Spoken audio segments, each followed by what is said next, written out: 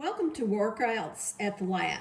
The intent of this channel is to will good to all people by sharing the beauty that we create. The studio setup is based on my objectives for this lesson: to draw a rectangular prism the same size as the rectangular prism in my shadow box. This means that the easel and the subject are placed parallel or side by side for a sight size measuring method. This places the vantage point or the view of the artist in between the subject and the easel. The positioning allows the artist to view both the subject and the easel without rotating their head, which can cause distortions. Your easel should be placed vertically to reduce visual distortions as well. Because of the proximity for this setup, I will use a pencil for my measuring device. The rule of thumb for distance between the subject and the easel is 3 times the height of the subject. The studio provides a natural north light that falls at a 45-degree angle. The studio light is placed at a 45-degree angle, so both the still life and the easel benefit from the same lighting. An important component for a studio space is to stand back 8 to 10 feet from the easel to observe the drawing to determine what areas need more attention.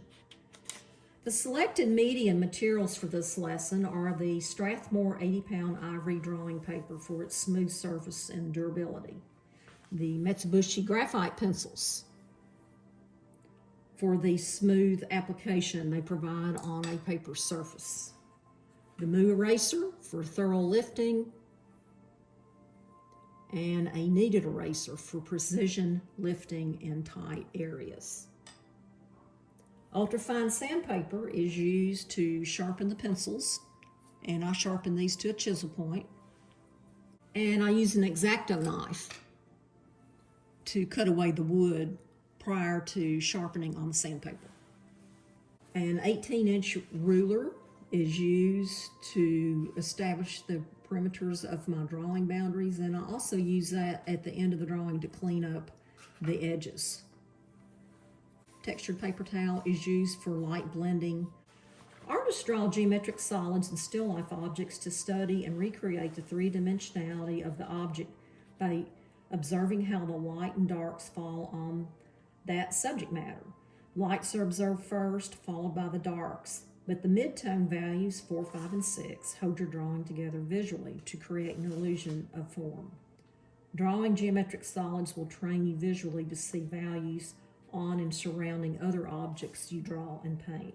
Select and place a rectangular prism in a shadow box with a light source at a 45-degree angle. Experiment with different arrangements and then draw in a sketchbook your planned composition. Create a traditional value scale with 9 values and number them number 1 through number 9 on the same paper as your selected design in your sketchbook. Then on the same type of paper you plan for your large drawing, create a larger value scale to hang above your drawing while you work. When you've settled on a final sketch to recreate for your larger paper, sit and observe the light falling on the rectangular prism in the shadow box. Then assign and label the correct values number 1 through 9 on the sketchbook drawing. This becomes your plan for adding values to your larger drawing. Set your sketchbook value plan aside. Attach your drawing paper to your easel or drawing board with additional paper underneath for padding in the vertical position, and make sure the values are labeled correctly. I chose my ivory paper as my highlight value number 1.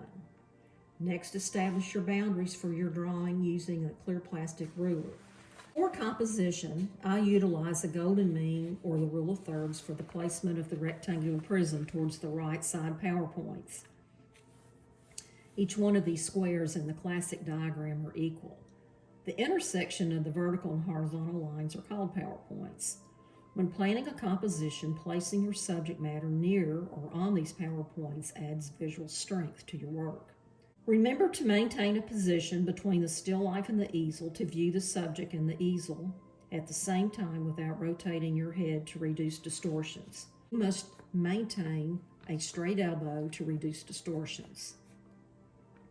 A distortion is created by drawing the top of the rectangular prism as a trapezoid when in fact it's a square.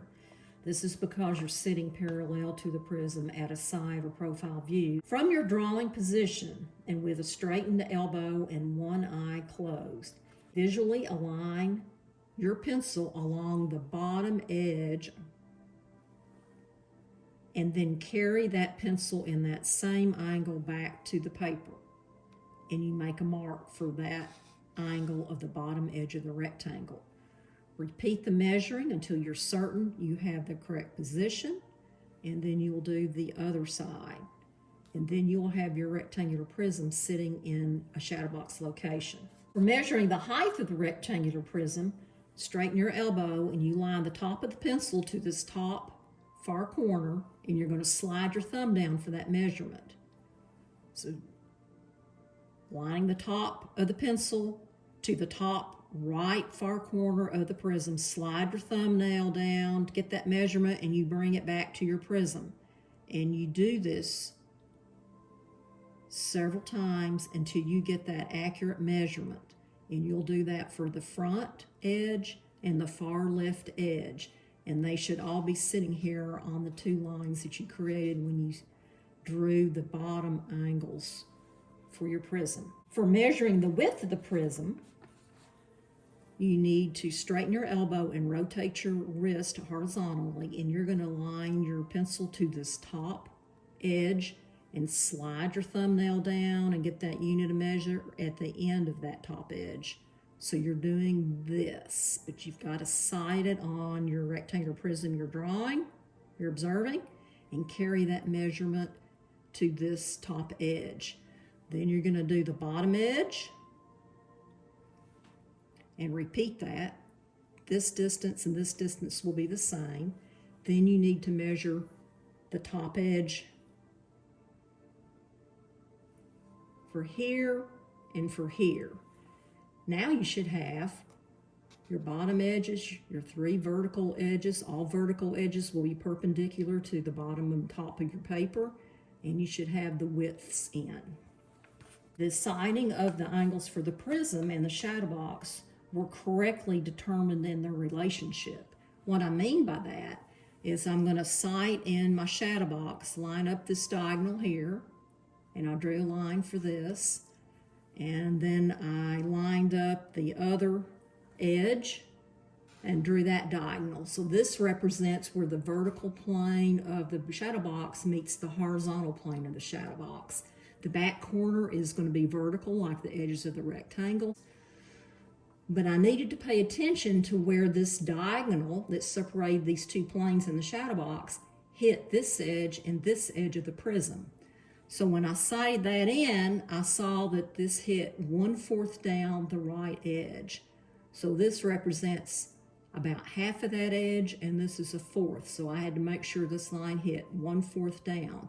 On the opposite diagonal, when I measured that, it hit 1/3 down. So this would represent 1/3, and this represented another third. So that helps you place your rectangle correctly inside the shadow box. To sight the trapezoid-shaped top of the rectangular prism, you need to sight the opposite angles first. What I mean by that is I sighted these angles first, this back corner and this top. So I straightened my elbow, I lined my pencil, and I brought that back and made sure they lined up. I did that a couple of times, and then I wanted to make sure I had this measurement. So I lined up my pencil with a straightened elbow and brought that back here and made sure this lined up. Then I wanted to make sure that the back corner of this prism was at the right distance from the back corner of the shadow box. So I wanted to sight this in. So I straightened elbow and I sighted that, and I brought that back and made sure I had it lined up correctly. For the next session, stand back 8 feet to view the contour lines. That means your outlines for your drawing of the prism inside the shadow box. If anything appears off, it probably is, and you will need to recheck your sighting. Make your necessary corrections now before you begin adding value. Assess the values you assigned in your sketchbook drawing. Make any corrections now. Before you add value, there are 4 different traditional methods to add value to a drawing. There's hatching, which is a series of parallel lines. There's cross-hatching, which is a series of the parallel lines for the hatching, and then you can cross-hatch in any direction you want to go. For this drawing, I ended up hatching in all 4 different directions. Stippling, which is a series of dots. Closer together, a darker value, farther apart, a lighter value. And then blending.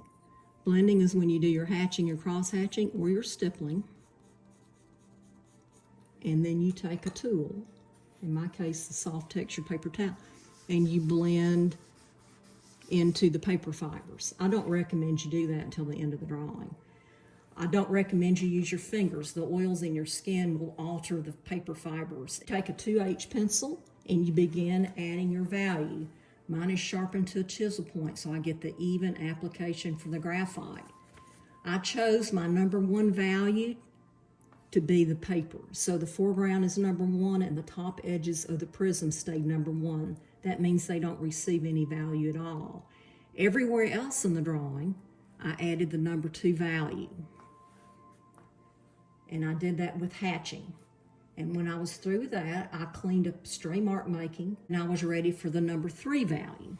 So I changed my pencil to a HB in this case, and I have it sharpened to a chisel point, and I hatched over the top of the two values everywhere except where it was going to remain number 1 and number 2. Everything else got the number 3. Now you should have all light values, 1, 2, and 3 in place, and you're ready for the number 4 values. Spend time looking at your still life. You're going to look at your sketchbook study and determine what values are number 4. They will go on top of the number 3 in any location that's a number 4 value or higher. Remember, maintain your 1, 2, and 3 value locations. 4 value was the side of the prism. You finished with number 4. You're ready to continue with number 5. So once again, you're going to look at your drawing and look where you assigned your number 5 values. These areas out here on the outer edge were number 5s. Some in here were number 5s. Then you're ready for number 6, these darker values. And number 6 values, once again, you've got to look at your still life and look at your sketchbook study and see where the number 6 values are. These were you can see number 6, these were number 6 values in here. There's number 6 values here on both sides. You can see this, and in here, and some inside the rectangular prism. So after the number 6 values are all done, I cleaned up stray marks and I stood back. You're ready to reassess your value placements accurately and proceed with value number 7, value number 8, and value number 9. One at a time, cleaning up any stray marks and standing back as you work. Adding the darker values usually takes longer because you're trying to establish the evenness of the hatch making by cross-hatching in opposite directions. This is what I did. I wanted to have a gradual process of the darks coming out into the light. So I've got my 9 values, 8, 7, 6, 5, and out here all the way to 5s, and more even application, which is what the chisel point offers you and the cross-hatching in different direction provides for you. Once you have all 9 values in place, your rectangular prism pops off the page visually. I hope you found this information useful for drawing geometric solids, the rectangular prism. This channel encourages people to be the change they want to see in the world by creating beauty and sharing that beauty with the world. So until our next workout at the lab, remember, be the light, be the angel, and bring peace on earth. And may God bless you and keep you safe.